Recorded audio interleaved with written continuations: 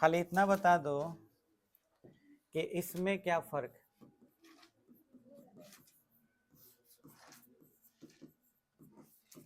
बस इस दोनों में फर्क बता दो, क्या फर्क है इनमें। ये कौन सी दूरी है? मूल बिंदु से समतल की। और ये कौन सी दूरी है? ये कोई दूरी नहीं है, ठीक है। एन कैप क्या है? हाँ, कौन सा मात्रक? तो अभिलंब का। अभिलंब का मतलब हुआ समतल पर लंब। समतल पर लंब कहाँ से? मूल बिंदु से।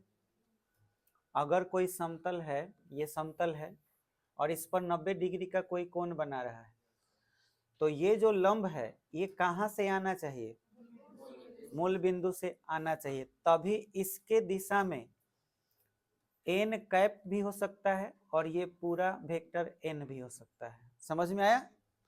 एन कैप मात्रक सदिश होगा, वेक्टर एन पूरा सदिश को कह सकते हैं। ये बात क्लियर हुआ? हम लोग कभी भी समीकरण निकालते हैं तो इन दोनों के थ्रू निकाल सकते हैं, पर इसके थ्रू निकालने के लिए एन कैप जरूरी है और मूल बिंदु से दूरी जरूरी है। और इसके थ्रू अगर निकालते हैं तो वेक्टर एन चाहिए। डी का मान कुछ भी हो सकता है। बोलो क्लियर हो गया? अब आगे जो पढ़ना है वो आपके सामने है। देखिए क्या लिखा हुआ है हेडिंग। एक दिए सदिश के अनुलंब, एक दिए सदिश के अनुलंब तथा दिए बिंदु से होकर जाने वाले समतल का समीकरण। एक दिए सदिश के अनुलंब, एक दिया गया सदिश और वो सदिश लंब होगा। बात इसमें भी लंब का है, पहले जो पढ़े थे उसमें भी लंब का बात था। दोनों में फर्क क्या है?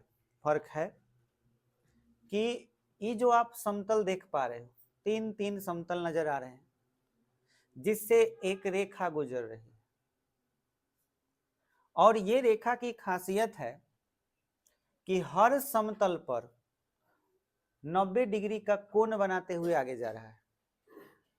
मतलब समतल कुछ इस टाइप का है, इससे एक रेखा गुजरा, यहाँ कितना का कोण बनाया? एक और समतल है तो ये यहाँ नीचे से आया और इसको होल करते हुए ये भी यहाँ पे कितना का एंगल बना है? 90। एक और अगर समतल हो यहाँ पे तो ये यहाँ से आया और यहाँ पे कितना कोण बनाया? 90 का कोण। तो इसी का नाम है अनुलंब, जिसे आप अभिलंब बोल रहे थे, इसका नाम क्या है? अनुलंब। आप लोग फिगर बनाए हैं तो इस जगह पर आप वेक्टर एन लिखे होंगे, कंफ्यूजन नहीं हो इसलिए यहाँ पे आप छोटा एन लिख लीजिए। समझ में आया? उसको वेक्टर बड़ा एन लिखे हो ना, आप छोटा एन ही लिखिए ताकि कोई कंफ्यूजन नहीं हो। ये चीज हो गया क्लियर? अच्छा, अब ये जो आप लिख लिए हैं ये एक सदिश होगा जिसको हम लोग क्या बोलेंगे? Vector N. क्या ये मात्रक सदिश है? नहीं। पहले के तुलना में अब हम समझेंगे कि ये अनुलंब भले ही इस पर लंब है, पर क्या ये मूल बिंदु से आ रहा है? नहीं। अंतर समझ में आया? ये सदिश कौन सा सदिश है? ये मूल बिंदु से लंब नहीं है, ये अलग किसी समतल पर लंब हो सकता है। ये बात बुझाया? और यही सदिश हमें दिया रहेगा। और इसी समतल पर, अब जैसे इसके समांतर तो अनेकों समतल हैं, इस पर भी ये लंब है, इस पर भी ये लंब है, इस पर भी ये लंब है, पर इनमें से उसी समतल का समीकरण हम निकाल सकते हैं जिस पर एक पॉइंट हो, एक पॉइंट मालूम हो। जैसे बीच में एगो समतल लिया गया है तो उसमें एगो पॉइंट मालूम है, क्या चीज? x1 y1 z1, ये पॉइंट मालूम है हमको। तो हमारा ज्ञात बिंदु क्या है समतल पर? समतल पर ज्ञात बिंदु हमारा P बराबर है x1 y1 z1, ये है। दूसरा चीज कि इस पर जो अनुलंब है, अनुलंब समतल पर अनुलंब सदिश, वो कौन सा सदिश है, तो हम उसको क्या माने हैं, वेक्टर एन। भाई इसका तो कोई दिक् अनुपात होगा ना वेक्टर एन का, तो दिक् अनुपात होगा तो वो क्या होगा, A i cap plus B j cap plus C k cap. ये दो चीज आपको मालूम होने चाहिए। तो फिर से हम समतल का समीकरण निकाल सकते हैं। कैसे समतल का समीकरण, तो समीकरण तो दो तरह का होगा। एक समतल का समीकरण जो सदिश होगा वो यहां देखिए, ये देख रहे हो, r minus A dot product vector N, यानी आपको वेक्टर r से पता है, हई जो अंदर नजर आ रहा है ना, x1 i cap plus y1 j cap plus z1 k cap, इसको सदिश में बदल सकते हो। इसी को हम क्या कहेंगे, वेक्टर ए। वेक्टर ए ही हमारा क्या है, ज्ञात बिंदु है। और आपको करना ये कि वेक्टर आर से वेक्टर ए को क्या कर देना है, घटा देना है, और डॉट प्रोडक्ट करा देना है किस चीज से, वेक्टर एन से, और बराबर में आपका क्या आएगा, 0 आएगा। अगर आप ये फॉर्मूला अप्लाई कर देते हो तो समतल का बिल्कुल वैसा ही समीकरण मिल जाएगा जैसा पहले पढ़े थे। अब इसे प्रूफ करने के लिए हमें एक एग्जाम्पल लेना होगा। चलिए एग्जाम्पल की बात करते हैं। मान लीजिए कि हम लोगों से ये क्वेश्चन पूछा गया, ये वाला उदाहरण नंबर 17। इसमें उदाहरण बड़ा इंपॉर्टेंट होता है, एग्जाम में आता है सभी। एग्जाम्पल लेते हैं, समझ में आ जाएगा।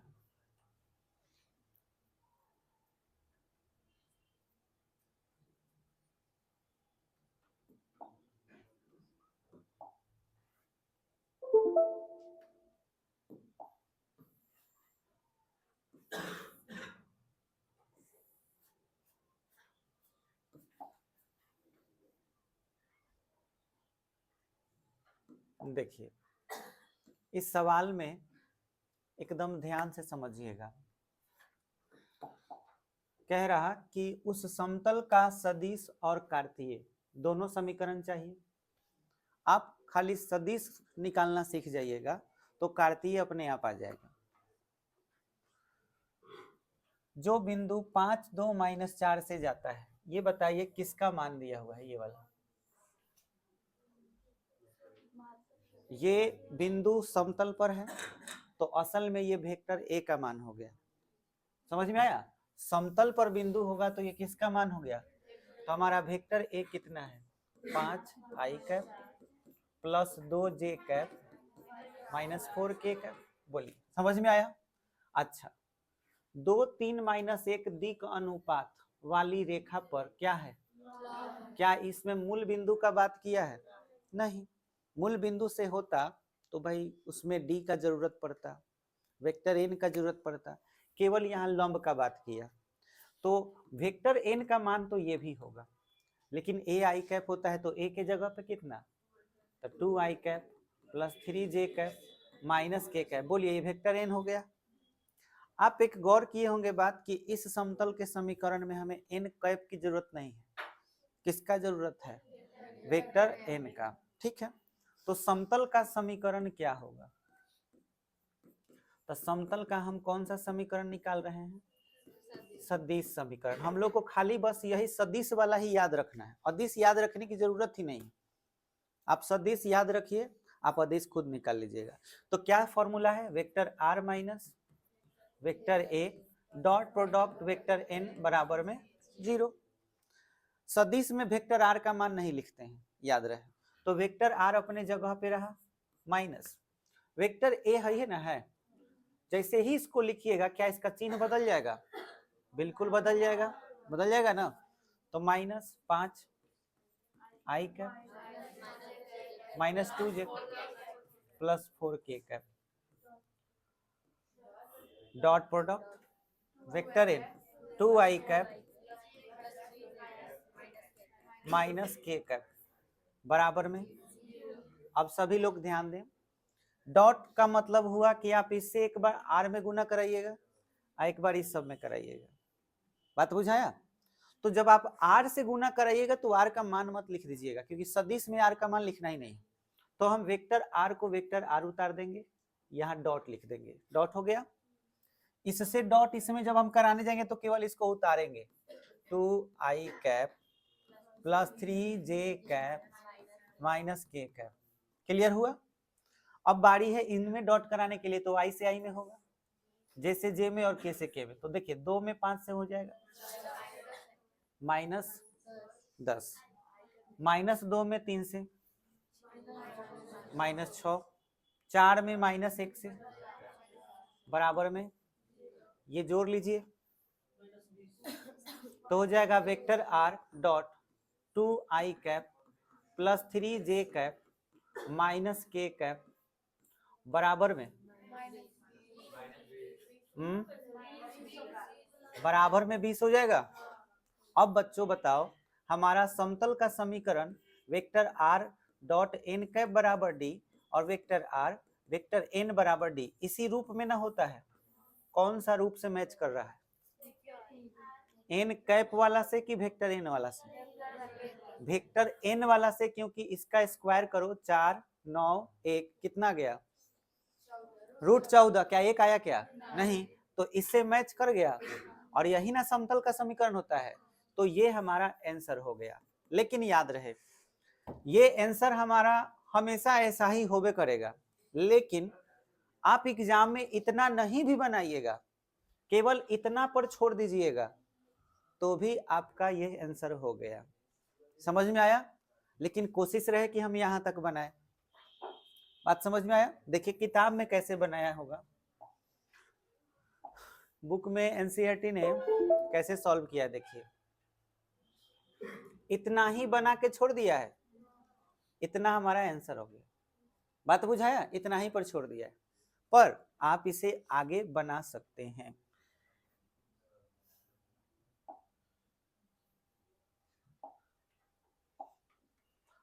सवाल में पढ़िए, सदिश के साथ साथ क्या बोल रहा है?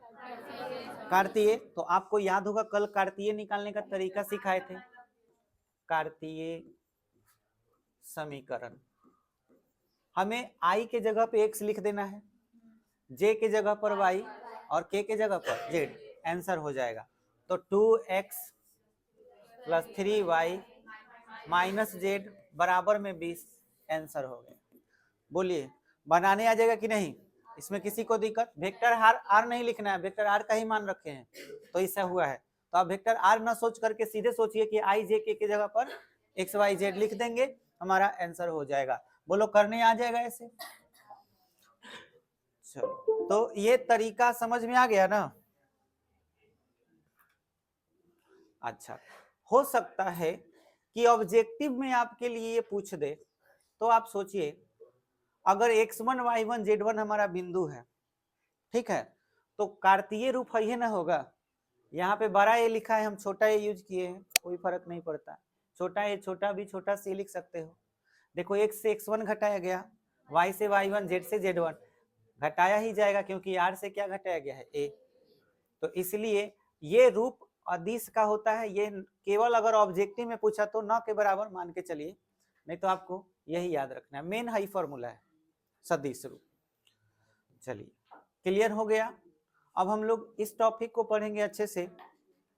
पहले आप लोग नोट कर लीजिए, फिर जो फिगर बनाए हटा दें। अब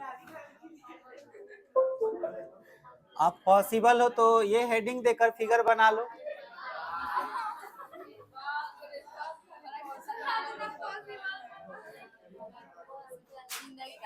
यहाँ हेडिंग फिगर।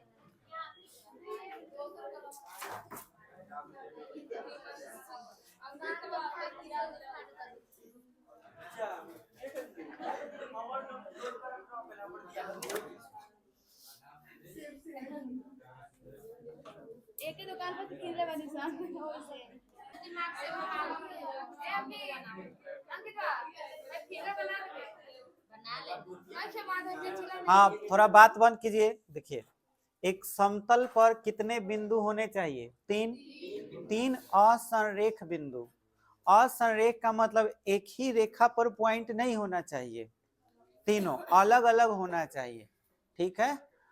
और आपको इस समतल का समीकरण बनाना है तो आपको इसका सदिश रूप याद नहीं रखना है। सदिश रूप में याद रखने में आपको दिक्कत हो सकता है। जैसे कि आपके सामने ये फॉर्मूला नजर आ रहा होगा, वेक्टर आर में से वेक्टर ए घटाया गया है, और देखिए एक बार बी से ए को घटाया गया, एक बार सी से ए को घटाया गया, आप क्रॉस किया गया है, तब यहाँ डॉट किया गया है, तब ये जीरो आया है। लेकिन इतना लंबा चौड़ा हम नहीं याद रखेंगे, हमको सिंपल ये फॉर्मूला बहुत आसानी से याद रहेगा। ठीक से देखिए, डिटर्मिनेंट दिया हुआ है, पहला लाइन में एक्स वाई जेड लिखा हुआ है जिसमें से x1 y1 और z1 घटाया गया है। दूसरे लाइन में x2 y2 z2 यूज किया गया है, फिर भी x1 y1 z1 ही घटाया गया है। तीसरे लाइन में x3 y3 z3 यूज हुआ है, लेकिन घटाया गया है किसको? x1 y1। तो सब में एक ही चीज घटाना है, बस पहला लाइन में x y z, दूसरा लाइन में x2 y2 z2 और तीसरा लाइन में x3 y3 z3 बराबर 0। बहुत ही आसानी से हम याद रख सकते हैं। तो हमारे पास जो बिंदु है समतल पर, तीन बिंदु है समतल पर, तीन बिंदु। पहला बिंदु वेक्टर ए है जिसको आप x1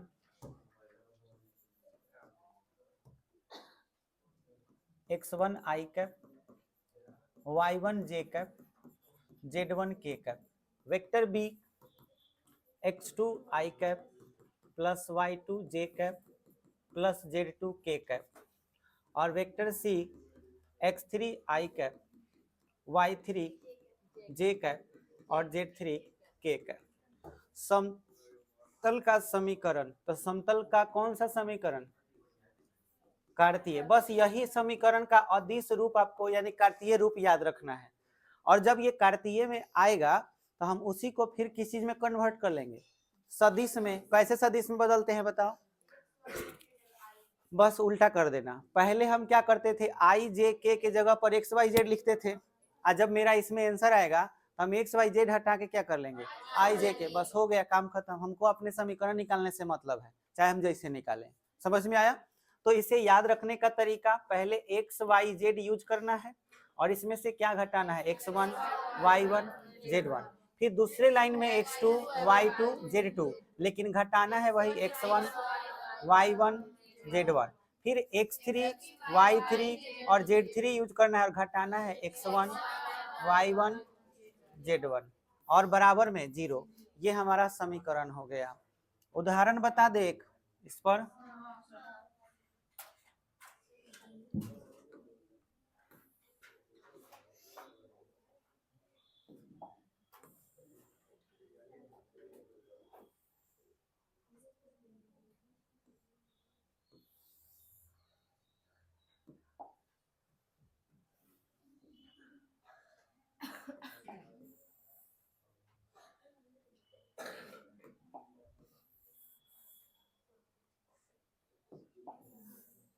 चलिए, आपके सामने ये तीन बिंदु दिए हुए हैं, हमको निकालना है समतल का समीकरण। तो देखिए कैसे लिखिएगा।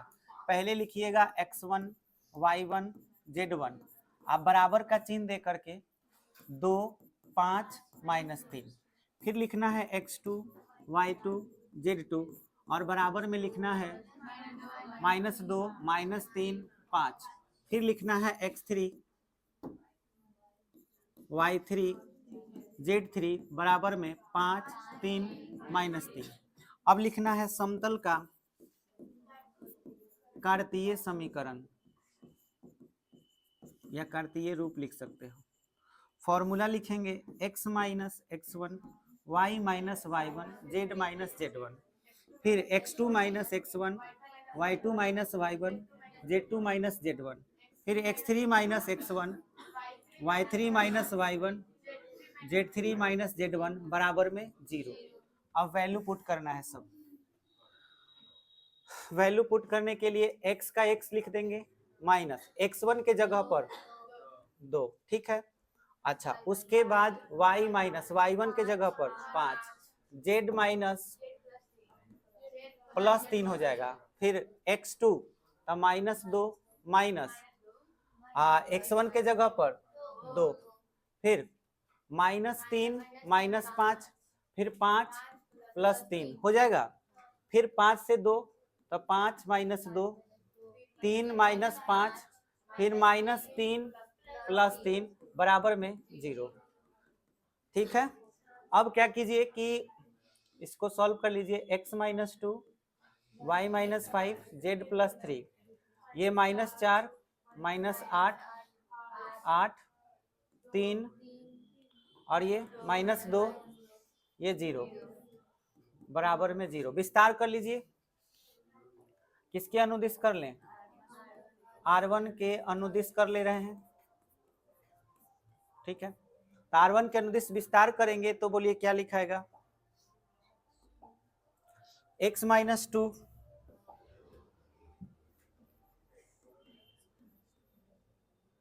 और इसके बाद ब्रैकेट, ये लाइन गया 0 माइनस माइनस प्लस 8 दूना 16।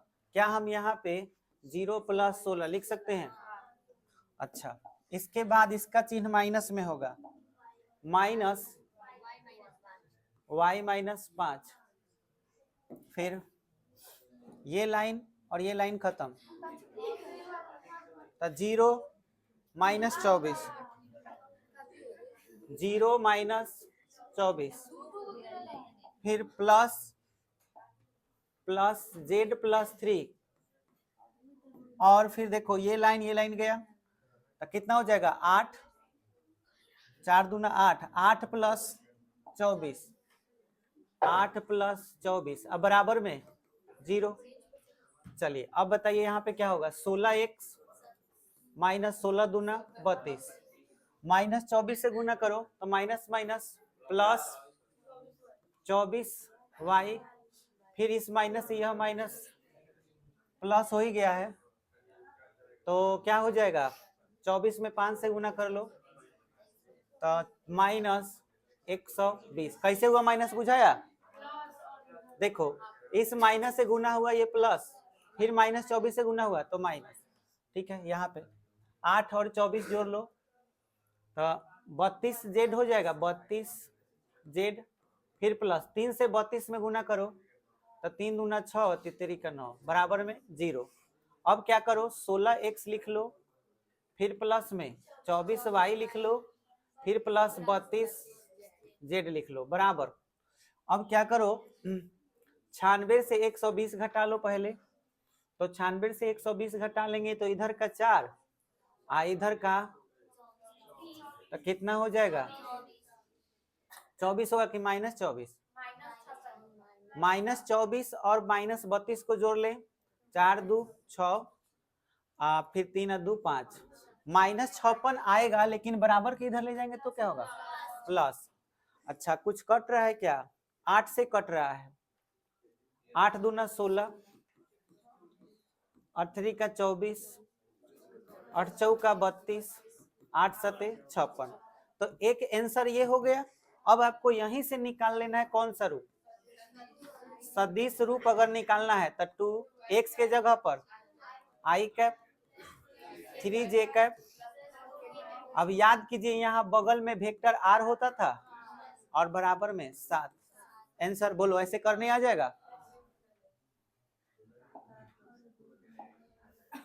अब सभी बाबू लोग एक बार क्वेश्चन पर, प्रश्नावली पर थोड़ा सा नजर डाल लीजिए, फिर अपना उतारते रहिएगा, क्योंकि अभी जितना हम पढ़ा दिए प्रश्नावली में अधिकतम क्वेश्चन अब आप बना सकते हैं, लेकिन अभी भी कॉन्सेप्ट बाकी है, खत्म नहीं हुआ है।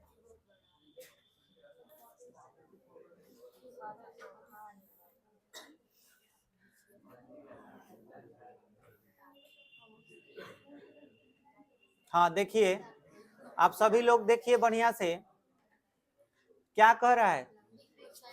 दी कोसाइन, मतलब आप समझ ही रहे हैं। ये z लिखा है तो आप इसको 0x 0y 0z लिख सकते हो। 0z नहीं, सॉरी z, बराबर में कितना? 2। अब देख कोसाइन कैसे निकालते हैं, h का वैल्यू निकालेंगे। तो बताओ इसमें a का वैल्यू 0, x के साथ जो रहेगा वो, क्योंकि x के जगह पे ही ना i लिखा जाता है और y के जगह पे j, और i j और k के गुणांक को ही क्या कहते हैं, दिक् अनुपात। तो a का मान 0, b का मान 0, c का मान 1, h निकालोगे root under a square plus B square plus C square, फिर a बाई h निकालोगे तो l का मान, m का निकालोगे तो b बाई h, n का मान c बाई h। बोलो बन जाएगा। इसमें बताओ abc का मान क्या है, 1 1 1। इसमें abc कितना है, बोलो हो जाएगा कि नहीं। इसमें abc कितना है, 0 5 0, क्योंकि x के साथ कुछ नहीं है तो 0, y के साथ क्या है 5 तो b, और z हिला ही नहीं है तो c का मान 0। अच्छा अब देखो उस समतल का सदिश समीकरण ज्ञात कीजिए जो मूल बिंदु से 7 मात्रक दूरी पर है और सदिश इतना पर अभिलंब है। बोलो हो जाएगा कि नहीं, हो जाएगा। ये मूल बिंदु से दूरी है तो d का मान हो गया, ये वेक्टर n है, n कैप नहीं है तो n कैप निकाल लोगे और फॉर्मूला में रख दोगे। सवाल नंबर 3 कह रहा है कि कार्तीय समीकरण ज्ञात करें। कितना सिंपल, एक लाइन में आई जे के हटाओ, खाली क्या लिख दो, X Y Z, X Y minus Z बराबर 2, आंसर हो गया। बोलो हो जाएगा। अच्छा इसके बाद निम्नलिखित स्थितियों में मूल बिंदु से खींचे गए लंब के पाद के निर्देशांक ज्ञात कीजिए। ये छोड़ दीजिएगा, ये बताएंगे अभी आपको। निम्नलिखित प्रतिबंधों के अंतर्गत समतलों का सदिश एवं कार्तीय समीकरण ज्ञात कीजिए। बिंदु 1 0 माइनस 2, वेक्टर ए का मान हो गया, अभी आज पढ़ाए हैं। आइए किसका मान हुआ, वेक्टर एन का। आज जो पढ़ाए हैं, पहली बार जो भी पढ़ाए ना उस पर सवाल बना भी चुके हैं, तो ए और बी उसको ऐसे बना लीजिएगा। अभी जो पढ़े, अभी जस्ट 3 गो बिंदु वाला, यहां तक आप बड़े आराम से बना सकते हैं, केवल सवाल नंबर 4 छोड़ दीजिएगा। तो ट्राई कीजिएगा, बना के लाइएगा, नोट कर लीजिए।